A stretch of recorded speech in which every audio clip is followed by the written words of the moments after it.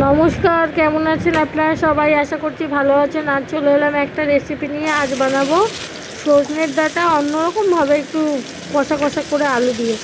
এটার মধ্যে সর্ষে পোস্ত দিয়ে তো অনেক খাওয়া হলো, শুক্তো সর্ষে পোস্ত দিয়ে তো খেয়েছি। এবার তাহলে এইভাবে হোক, তার জন্য এখানে কড়াইতে তেল দিয়ে সজনের ডাঁটাগুলো ভাজতে বসিয়ে দিয়েছি। আর দিয়েছি এখানে বেটে নেবো সর্ষে পোস্ত, কাঁচা লঙ্কা, আদা, জিরে, এই আদা আর কাঁচা বাদাম, টমেটো ওটাকে বেটে নেবো। আর সজনের ডাঁটাটাকে হালকা 2-3 মিনিট মতো ভেজে তুলে নিলাম।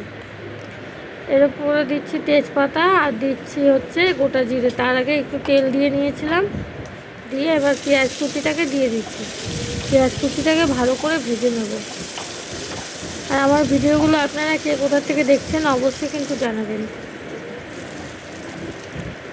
আর বাটা মশলাটা এবার দিয়ে দিচ্ছি, দিয়ে এটাকে ভালো করে কষিয়ে নেব। তার মধ্যে দিচ্ছি লবণ, হলুদ, জিরের গুঁড়ো দিয়ে এটাকে কষাবো যতক্ষণ না তেল ছেড়ে আসছে, ততক্ষণ কষবো। দিচ্ছি লঙ্কার গুঁড়ো দিয়ে কষিয়ে নিয়ে একটা আলু সিদ্ধ করে রেখেছি গোটা, ওই আলুটাকে ভেঙে দিয়ে দেবো এর মধ্যে, আধ ভাঙা করে দিয়ে দেবো। এই যে গরম আলুটা, ভাঙতেও অসুবিধা হচ্ছে।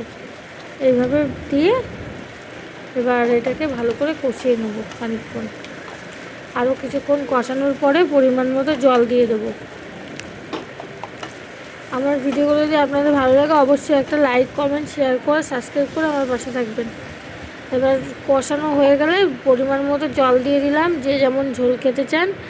আর ডাঁটাটা তো সেদ্ধ হবে, সেই পরিমাণ অনুযায়ী জলটা দিতে হবে। দিয়ে এটাকে ফুটতে দেবো। একটুখানি ফুটে এলে দিয়ে দেবো ডাঁটাগুলো, ভেজে রাখা সজনের ডাঁটা দিয়ে ভালো করে ফুটিয়ে নেব। তার মধ্যে দিচ্ছি একটু সামান্য চিনি, দিয়ে ফুটিয়ে নামিয়ে নেব। আর গরম ভাতের সাথে কিন্তু খেতে খুবই ভালো লাগে। আপনারা ট্রাই করে অবশ্যই দেখবেন। নতুন রান্না নতুনভাবে কেমন লাগলো আপনারা জানাবেন। আজ তাহলে আসি, টাটা। আবার দেখা হবে একটা নতুন ভিডিওর সাথে। ততক্ষণ আপনারা ভালো থাকবেন, সুস্থ থাকবেন। আর এটার নাম কি দেওয়া যায় আপনারা অবশ্যই কমেন্ট করে জানাবেন। একটু লবণ কম হয়েছিল, আবার দিয়ে দিলাম, দিয়ে এবার নামিয়ে নেব।